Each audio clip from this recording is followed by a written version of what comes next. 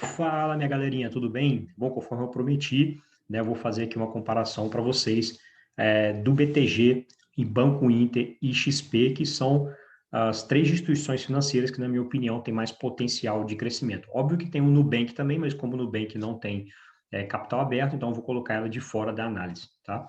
É óbvio também que essas empresas têm características muito distintas uma da outra, né? Eu vou explicar até aqui para vocês entenderem um pouco melhor.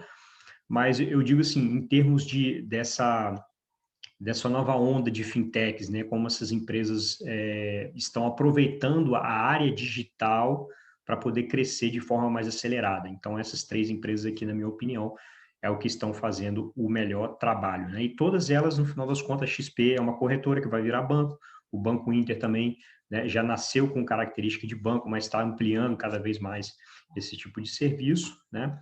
E por aí vai. Beleza? Então, antes da gente começar aqui, queria pedir para vocês deixar o like nesse vídeo, deixar os seus comentários, né? Fazer as suas perguntas aqui, que eu vou responder assim que eu puder, beleza? Então, vamos lá. Bom, primeiro a gente está aqui com o BTG Pactual, que já é o maior banco de investimentos, né, da América Latina, lançou aí recentemente, né, o seu banco digital também, e ele pretende ter 3,5 milhões de usuários, né, nos próximos 3 anos, tá bom? Então, comparado, por exemplo, com o Banco Inter, né, o Banco Inter já passou, se eu não me engano, 10 milhões, né, de correntistas, e o XP ainda não chegou nem a 3 milhões ainda, né? Ah, mas, então, assim, pô, Roberto, então quer dizer que o Banco Inter, então, tem esse valuation mais elevado comparado ao BTG e XP, porque ele tem 10 milhões de clientes? Na minha opinião, não necessariamente, né? Porque a maioria desses clientes que estão dentro da base, né, de usuários do Banco Inter não geram praticamente receita nenhuma para o banco, não usam nada, só usam a plataforma do Banco Inter para poder simplesmente evitar pagar taxas, né? Pagar taxa de TED, esse tipo de coisa, nem existe. Hoje em dia ninguém mais está pagando TED, né? Já tem o Pix e tudo mais, enfim, mas é em busca de tarifas menores, né? Então, essa é a ideia. Então, né, obviamente que o BTG, quando lançando seu banco digital também, provavelmente vai ter essa mesma é, objetivo, provavelmente, né, de tarifas, oferecer tarifas menores, né? Porque senão não faz muito sentido, né, competir nesse mercado se não for assim. E, assim, a grande vantagem, eu acho, do BTG é porque ela tem um leque de possibilidades muito grande, né? Então, a área de investimento dela é muito forte, a equipe altamente competente da área de investimentos. Eu nunca vi, né, nenhuma instituição financeira brasileira faz relatórios de análise, por exemplo, tão bem feitos quanto a equipe. A equipe do BTG é muito foda, né, nessa área. E aí, né, eles têm, como eu vou mostrar para vocês aqui, são várias áreas que eles podem explorar e crescer. Todas as áreas praticamente estão crescendo muito, tá, galera?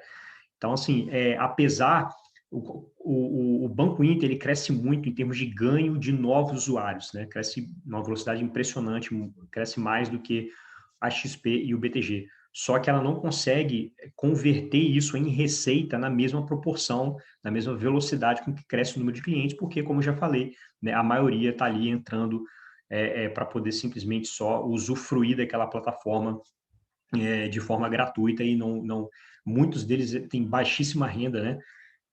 Essa galera aí que ainda, muita gente, digamos, dessa nova geração, né, que provavelmente que usa, né, o Banco Inter porque está mais familiarizado, né, com ferramentas tecnológicas, né, a maioria com certeza deve ser uma faixa etária um pouco mais jovem, né, então a maioria ele não tem muita estabilidade financeira, inclusive, tá, então é um público bem diferente, na minha opinião, né, já XP e BTG não, né, trabalham com um público que tem elevadíssima renda, né, onde tá concentrado, no final das contas, o maior poder financeiro, né? Então, se você pega a massa da população brasileira, você vai ter ali qual o percentual de dinheiro mesmo que essas pessoas têm, a massa, né, de pessoas do Brasil.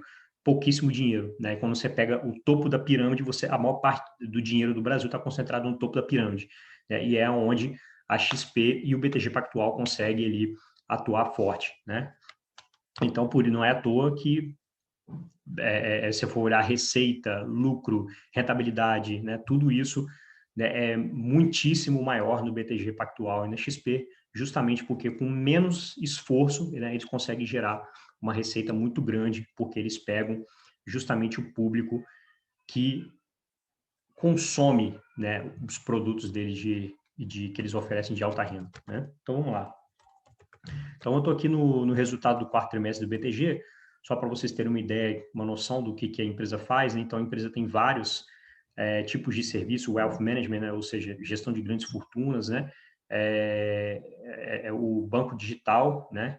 Tem a parte de investment banking, que é a parte que o BTG sempre foi forte e reconhecida, né? Desde o princípio. Tem a parte de empréstimos, né? Corporate, ou seja, clientes um pouco maiores, e também a parte de PME, né? Pequenas e médias empresas, que estão entrando muito forte também nessa área. XP também está nessa área forte também, né? Assim como no o Banco Inter. E aí você tem a parte de Sales and Trading, né? Que também é bem representativo para a BTG Pactual, e a parte de Asset Management, tá? Então, tem todas essas áreas aí.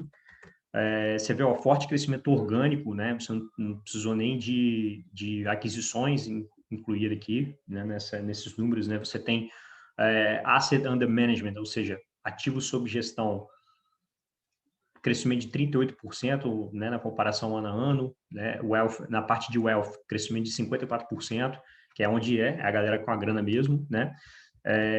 Você teve Net New Money, ou seja, fluxo de saída de dinheiro, entrada de dinheiro, né? Você tem um net, um ganho, né? Ou seja, na diferença entre o que tiraram e o que colocaram, né? Deu 46 bilhões positivo, né? Do quarto trimestre, 127 bilhões positivo em 2020. Tá vendo? Olha as cifras, galera. Olha as cifras, assim, é bizarro, cara. O BTG é gigantesco, né? Em termos de números, está crescendo muito forte. Então, na minha opinião, as possibilidades de crescimento, né, no BTG, XP e Nubank são bem parecidas, né? Talvez desculpa, eu falei Nubank, né? Banco Inter. Talvez o Banco Inter tenha uma leve vantagem, né, talvez nessa taxa de crescimento por ela ser ainda pequeno, né? Então, essa taxa de crescimento talvez consiga ser um pouco mais elevada do que a XP, e porque, né, o faturamento, as receitas totais, né, geradas pelo Banco Inter, se eu não me engano, está na faixa de 1,5 bi, né? A XP já passou 8 bilhões de reais em faturamento total, né? E o BTG, então, nem se fala, né? Muito maior ainda. Então, talvez uma vantagem, talvez, do Banco Inter em relação às outras duas, porque ela pelo fato dela ser pequena, ela consegue acelerar isso de uma forma um pouco mais é mais fácil ela acelerar mais, né? Uma empresa, se eu tenho uma padaria, por exemplo, eu monto mais 2 padarias, eu fico com 3 padarias, né? Ou seja, eu tripliquei de tamanho em curtíssimo espaço de tempo, né? Se eu tenho 3 padarias, depois que eu quero multiplicar de tamanho de novo, eu tenho que abrir mais 3 padarias para ficar com 6, né? Então, você entendeu? É mais ou menos essa a lógica que eu quero passar para vocês, né? Então, de fato, tem essa certa vantagem, mas, na minha opinião, mesmo que o Banco Inter esteja crescendo muito rápido em termos de aquisição de usuários, a gente não verifica isso, né, essa velocidade de crescimento em relação à receita e lucro, tá? Tanto é que a gente vê aqui os números, né, do BTG e do XP, se bobear, são bem mais impressionantes em termos de taxa de crescimento do que o Banco Inter, tá? E aí você tem o portfólio de crédito, tá vendo? Ó, se cresceu 68% o portfólio de crédito. Se eu não me engano, acho que do Banco Inter cresceu 100 e poucos por cento. Né? E aí você tem o ROI, né? Belíssimo, né? 19% de retorno sobre patrimônio líquido, né? E aqui você tem, ó, receitas totais, né? Receitas totais, ó, só no trimestre, galera, ó, no trimestre apenas aqui, né, receita, ela conseguiu 2,8 bilhões de receita total, né, num trimestre apenas, né? Então, isso aí, o de receita total que o BTG faz em um trimestre, né, já é o dobro do que o Banco Inter fez no ano inteiro, né, de 2020. E aí você tem um lucro líquido, né, também, então você tem um lucro líquido aí, né, já beirando 1,2 bi por trimestre. A gente pode até abrir o site Fundamentos aqui, só para poder a gente dar uma olhada, ó, BPAC. Esse PL aqui, na minha opinião, de 28, ele não é o PL ajustado ao lucro normalizado, na minha opinião, né? Porque aqui você coloca aqui, ó, ela teve 3,2 bilhões de lucro nos últimos 12 meses. Na minha opinião, o BTG tem, no mínimo, aí, a condição de pelo menos dar 1,5 bi. Isso sem contar crescimento, tá? Estou falando na situação atual. 1,5 bi, né, vezes 4 dá 6 bilhões aproximadamente, né, de lucro líquido, né, que ela conseguiria dar por ano. E aí nós estamos falando de um PL, né, de 92,5, né, dividido por 6 bi, que daria 15, tá? Então, ou seja, está sendo negociada em termos de, se você for pegar os grandes bancos, né, Banco Bradesco, Banco Itaú, elas já estão com PL praticamente igual ao BTG, só que não crescem nem um terço do que o BTG está crescendo, entendeu? Então, na minha opinião, entre os bancões, que o BTG já pode ser considerado também um bancão, né, é o top de linha, né, é a melhor a oportunidade que tem, tá? Que os outros não oferecem mais oportunidade de crescimento muito alta, né? Vai crescer ali no máximo estourando 10%, né? E aí ela fechou aqui o lucro líquido aqui dos últimos 2020, né, com 4 bilhões, mas como eu falei, ainda acho que isso aqui está aquém do que ela consegue representar. Talvez o Covid aí tenha atrapalhado um pouco, jogou provisão para perdas maior e etc. E as coisas vão se normalizar depois, né? E aqui vem a distribuição da receita, tá vendo? Você pode ver aqui que essa parte de sales and trading, né, é muito importante para ela, representa um quarto ou até mais, ou podendo ser até um terço do total, mas a área uma das áreas que mais está crescendo, como eu falei com vocês, né, é a de corporate lending, né, que é a parte de crédito que está crescendo para caramba, e é onde essas três estão crescendo muito. Vou mostrar para vocês o crescimento da XP, cara, nessa área de crédito. É uma coisa impressionante. Os caras começaram agora, há pouco tempo, e no começo de 2020, praticamente tinha zero, praticamente, de volume de crédito no primeiro trimestre de 2020, né? E já fechou o ano, já praticamente com o mesmo volume de crédito que o Banco Inter conseguiu, tá? Só para vocês terem ideia do tamanho do crescimento e a velocidade com que o XP está crescendo. Então, assim, é o que eu falo para vocês. Pô, o BTG vale 90 bilhões, né? A XP talvez aí vale um pouco mais de 100 bilhões de reais, né? O valor de mercado dela. Como que pode, cara, o Banco Inter valer 50 bilhões de reais? Como que pode um negócio desse? É insano, na minha opinião, insanidade total, né?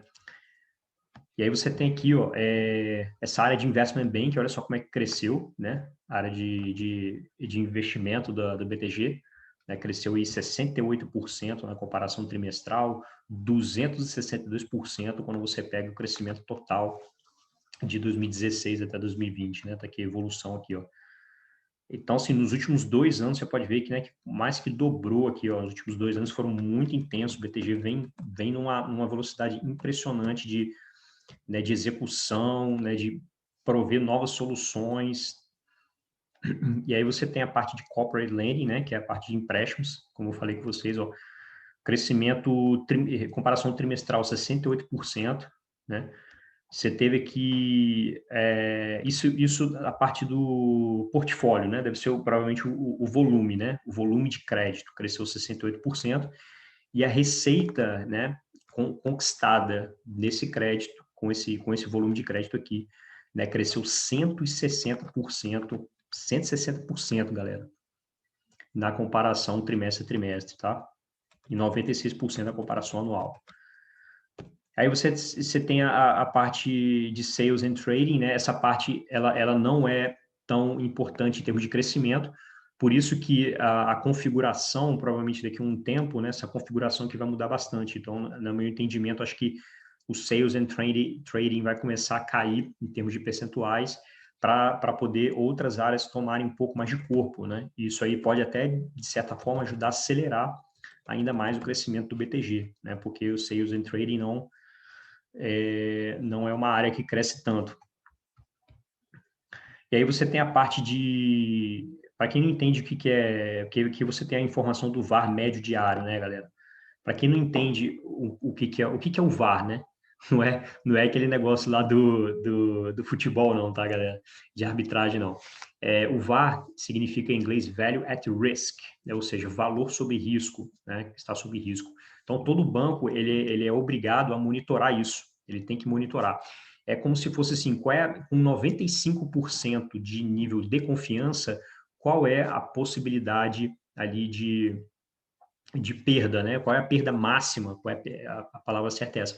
Qual é a perda máxima que esse banco aqui pode ter nas suas operações diárias, né? Considerando o risco das operações, né? Com um nível de confiança de 95%, tá? Então, basicamente, isso que significa o VAR. E aí você tem a área de Asset Management, que também está crescendo bem, não tão forte quanto as outras áreas de crédito, por exemplo. Como eu falei para vocês, a área de crédito, na minha opinião, vai ser o carro-chefe dessas empresas aqui, das três, né? Do Banco Inter, da XP e do BTG. Essa área também está crescendo bem também. A área de Wealth também crescendo muito bem, né? Crescendo aí também na casa dos 50% ao ano. E aí você tem o lançamento, né, do banco digital aí, do BTG Pactual, que aí nós vamos ver os impactos disso, né, nos próximos anos, né? Como eu falei com vocês, eles pretendem ter 3,5 milhões de correntistas, né, até nos próximos 3 anos, né? Então, o lançamento foi agora, recente, o 18/1/2021, né? E aí vamos ver como é que vai se sair o BTG nessa área aí, né? Os investimentos e tal, despesas, enfim, o resto aqui não é tão importante, né? Não é tão importante para a nossa análise aqui. Aí o índice de Basileia, né, que também é bacana dar uma olhada também para essa área bancária, né, índice Basileia 16,7%, ó, e o VAR de médio diário, né, em relação ao patrimônio líquido, né, da 0,33, ou seja, né, um nível de risco muito baixo, baixíssimo, né, as operações muito bem estruturadas, e é isso. Vamos agora para o Banco Inter, vamos lá. O Banco Inter está aqui. Então, o Banco Inter eu peguei a prévia operacional, galera, do primeiro trimestre de 2021, tá? E aí, a contas digitais, como eu falei com você, que é a área, né, que, tipo, é nítido, né, que o crescimento do número de novos usuários, né, é uma velocidade impressionante, maior do que... Aí eu não sei, assim, como o BTG lançou agora o banco digital deles, né, provavelmente por também ser irrisório, não ter cliente nenhum praticamente, eu imagino que deve dar um salto muito grande. Então, acho que a gente vai ver esse percentual muito elevado quando o BTG começar a lançar os próximos resultados trimestrais, né? A gente vai ver números muito expressivos de crescimento, mas isso aí é óbvio, né, galera? Você tem zero clientes, você passa a ter 5 clientes, né? Você cresceu 400%, entendeu? Então, é óbvio isso aí que isso vai acontecer. Mas, enfim, o número de clientes do Banco Inter já é um número bastante significativo, 10 milhões de clientes, né? E ela continua crescendo a taxas aí de 100% ao ano em termos de número de clientes.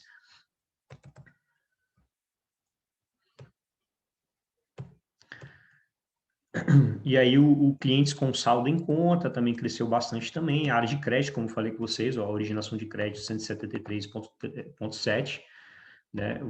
Aí, então ela chegou aí na casa dos 3,7 bilhões, né, em originação de crédito, tá? No primeiro trimestre de 2021.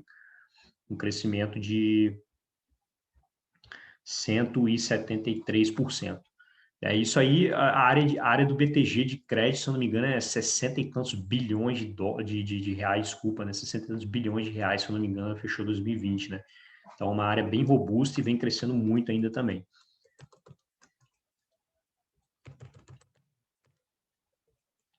E aí você tem o GM, a parte do GMV, tá vendo como é um valor muito irrisório, né? É igual eu falei com vocês, quando acaba de lançar um serviço, um produto novo, é muito natural que aconteçam taxas de crescimento muito exorbitantes, né?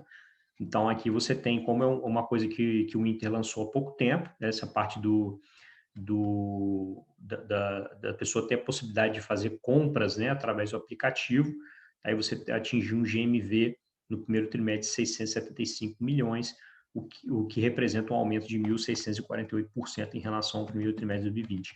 Eu acho que essa parte aqui do Intershop é realmente o grande diferencial do Banco Inter, em relação ao BTG e XP, que eles ainda não têm. Eu imagino que eles vão lançar no futuro, obviamente, para poder aproveitar esse mercado também, mas não é uma coisa que eles têm ainda, né? Então, não dá para contar com isso na análise aqui que a gente está fazendo, né? Então, o BTG, o Banco Inter vem muito bem nessa parte. Aí tem a parte dos investimentos, número de investidores, né, no Inter Invest, atingiu 1,5 milhões, como eu falei com vocês, né? A XP tem 2,8 milhões, se eu não me engano, ou seja, estamos falando aí o dobro de usuários, né, porque aí fica mais fácil comparar, né? Porque o XP é muito mais ligada à questão de investimento, pelo menos na atualidade, né? E aí ela está se transformando num banco, né? Acredito que no futuro ela vai ter seguros, vai ter tudo. Na verdade já tem, né? Se for parar para pensar, já tem essa parte de seguro de vida e tudo mais, mas acredito que vai aumentar mais as possibilidades no futuro, né? E aí você tem crescimento também expressivo na parte de novos usuários para a parte de investimentos, seguros também, né? Que também é outra coisa que o Banco Inter também começou há pouco tempo, então também vai apresentar taxas de crescimento bastante expressivas também, né? E aí tá aqui, né? Os números robustos de fato, né? Do Banco Inter em todas as áreas, né? Que o Banco Inter está atuando, beleza? E aí, só que quando a gente vai ver, né, de fato, ó, aí você vê os números aqui, né, os números aqui da BPAC, né, então a gente bota aqui o BID aqui, a gente vê que o BID, né, tem ainda números ainda bastante fracos, né, em termos de receitas, né, receitas totais, né, então a receita total dela, acho que não me engano, foi... Onde que está a parte aqui? Teria que entrar lá no último trimestre dela de resultado para a gente poder ver. Mas tenho quase certeza que foi algo em torno de 1,5 bilhão, né, de reais, alguma coisa assim, que foi a receita total que o Banco Inter conseguiu, né? Então, nós estamos falando aí, né, de uma empresa que ainda praticamente não gera lucro nenhum, né, ainda fica oscilando essa coisa de ter lucro, ter prejuízo. A gente vê aqui ainda bem inconsistentes, né, resultados bem inconsistentes em termos de lucro. Aqui a gente pode ver que tá vendo?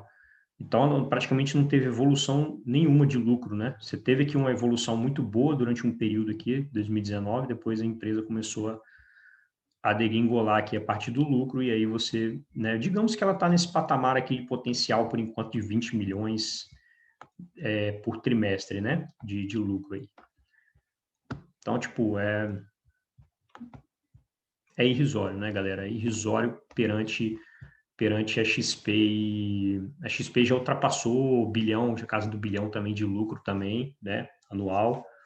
Então, assim, é muito irrisório o que o Banco Inter consegue de resultado perto da XP e do BTG Pactual. E aí, para fechar, então, vamos lá. Vamos ver a XP aqui. Aí aqui é interessante que vem se eu não me engano, acho que esse aqui foi o Benchmark que escreveu essa parte aqui, foi isso mesmo. O Benchmark escreveu, ele sempre gosta de dar uma introduçãozinha, né, como quais são as perspectivas futuras. Eu queria até mostrar para vocês um gráfico, uma imagem que eu tinha achado em algum arquivo da XP, eu não estou conseguindo achar mais, mas que mostrava, né, a evolução da XP ao longo do tempo, né, mostrando qual era a visão da XP antes e qual é a visão hoje. A visão hoje de ser uma empresa bancária completa, uma fintech que oferece vários serviços financeiros ali, né? E aí ele vem falando isso justamente nessa cartinha aqui que ele escreveu, né, para os acionistas, né? Olha só como é que ela teve 2,3 bilhões, tá vendo, galera, de reais de lucro líquido, né? 2,3 bilhões. E o crescimento dela, em termos de receita, é maior do que o Banco Inter, tá? Vou mostrar para vocês aqui. E aí ele vem falando, né, que o valor total do Total Addressable Market, né, ou seja, o mercado endereçável total da XP, depois dessa nova visão de negócio, né, é no valor de 770 bilhões de reais, né? E que a receita hoje, né, da XP representa apenas 10%, 1% disso, alguma coisa assim, né? Tá falando aqui, ó, pode ser 90 vezes maior do que o tamanho da XP hoje. Então, assim, coisa de 1%, é irrisório, né? O que representa hoje a receita da XP perto do mercado total endereçado, né? E aí você tem aqui uma visão geral sobre a empresa, né? O ativo sob custódia, né? 660 bilhões de reais. Vamos ver se... Eu não lembro se o XP mostra o ativo sob custódia. Vamos ver como é que está aqui na parte de investimento. Não, não fala, não fala. Só fala só o número de investidores novos, mas ele não fala a questão do ativo sob custódia. Vamos lá. Aí você tem 660 bilhões de ativos sob custódia, ou seja, um crescimento de 61% ano a ano. Clientes ativos, 2,8 milhões, teve um crescimento de 63% ano a ano. NPS, né, que é o Net Promoter Score, né, que é aquela nota que os clientes dão para tipo assim, tipo uma perguntinha assim que eles fazem, quanto você recomenda, né, a XP para um amigo, né, na nota de 0 a 100. Aí a nota média aqui deles é 7,1. Não é excelente, mas não é ruim, tá intermediário, né? Não é tão boa assim, 7,1 não. Mas se você for ver lá no Reclame Aqui, a XP está com excelente nota, né? No Reclame Aqui, ela tem uma boa nota, uma excelente nota entre as corretoras, eu acho que é uma das melhores. Aí você tem um gross revenue, ou seja, a receita bruta, né? Cresceu 41%, o EBITDA, né? Cresceu 42%, e por aí vai, né? Just net income cresceu 70 e poucos por cento. Olha as margens, né? Olha a rentabilidade que eu falei para vocês, né? Impressionante a rentabilidade da XP, né? A gente teve uma margem líquida, né, de 27%, quase beirando 30% de margem líquida, né? A margem EBITDA 35,8%.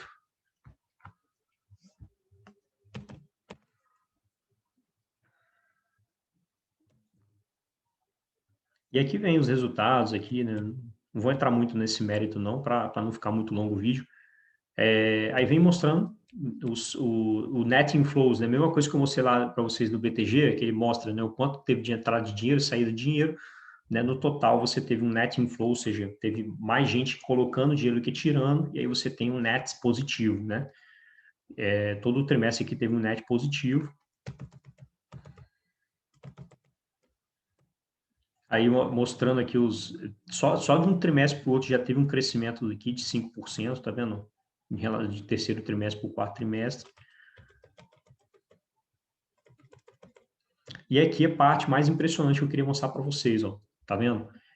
Aqui é o quanto atingiu 3,9 bilhões, né, a carteira de crédito da XP, né?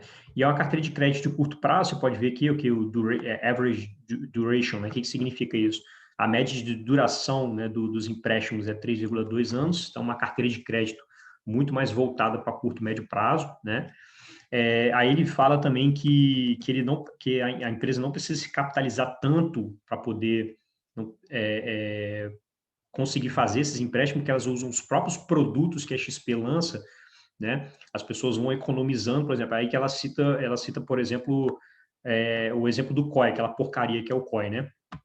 Todo mundo sabe que essa porcaria mas a XP direto empurra esse troço para a galera. Porque é interessante para eles, né? Então, assim, eles pegam as economias das pessoas, né, vão investindo em produtos financeiros, né? Por exemplo, num banco tradicional, um banco você vai botar um dinheiro no CDB, por exemplo, né? Esse dinheiro que está lá no CDB, o banco vai pegar e emprestar para alguém, né? Então, a XP, ele dá o exemplo do COI, né? Através do COI, né, o cara economiza dinheiro, coloca dinheiro no COI, e esse dinheiro que vai ficar preso, né? Porque quando você entra num COI, você é obrigado a ficar durante um período ali de 2, 3 anos ali com o dinheiro preso ali. Aí, nesse meio período que o dinheiro está preso, né? A XP pega esse dinheiro e empresta e faz empréstimos, né? Então, olha só, galera, não tinha nada, não tinha nada. Eram 3 milhões apenas em janeiro de 2020, ela tinha apenas 3 milhões, né, na área de crédito, em volume de crédito. E olha o salto, assim, fenomenal que teve durante o ano, tá? Então, fechou dezembro com um volume de 3,8 bi, tá? Impressionante esse crescimento aí. Então, só para vocês terem ideia, né, o tamanho do potencial desse negócio. Ó, só considerando de junho para dezembro, né, esse volume de crédito aumentou 10 vezes. Então, você imagina aí o que a XP não vai conseguir fazer com isso aí daqui nos próximos 3, 4, 5 anos, né? Nessa área aqui.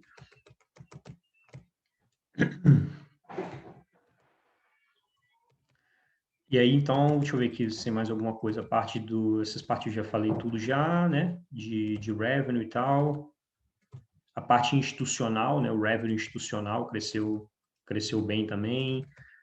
Serviços, né? Cresceu bem também. Todas as áreas crescendo muito bem. Só a parte, acho que decepcionou um pouco da XP no ano foi a parte de conteúdo digital, né? Para quem não sabe, a XP é dona do Infomoney, por exemplo, e outros canais digitais, né, de notícias e comunicação.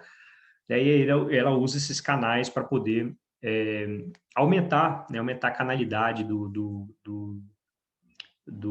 da oferta de produtos e serviços, né, comunicação com usuários, né, e tudo mais, né. De lá desses canais digitais de mídia digital, eles pegam e atraem as pessoas para dentro da XP, né, através desses canais que têm muita visibilidade, como o Infomoney, por exemplo. Daí cresceu apenas, no ano cresceu 16%, está falando aqui em relação a 2019, tá? Então, mas assim, é irrisório, se não me engano, é 1% da receita só, tá, galera? Da receita da XP vem dessa parte de conteúdo digital, tipo, é irrisório, tá? Então, nem esquenta a cabeça com isso também, que não vai fazer diferença nenhuma. Eu acho que é muito mais uma questão estratégica do que por questões de, tipo assim, eu quero ganhar muita grana com esse negócio de conteúdo digital. Não, não é isso. É mais uma coisa para atingir mais pessoas e trazer para dentro, né, da XP, né? E aí está o crescimento do lucro aí exorbitante. Então, enquanto o Banco Inter vai crescendo, crescendo, crescendo e não consegue, né, aumentar o lucro na mesma velocidade, muito pelo contrário, ele é estagnado, né? Você vê a XP e a BTG crescendo o lucro de uma forma impressionante, né? É isso, galera, que eu queria falar com vocês. Espero que tenham gostado aí do vídeo. E se tiver alguma dúvida, é só falar comigo depois, beleza? Valeu, até a próxima.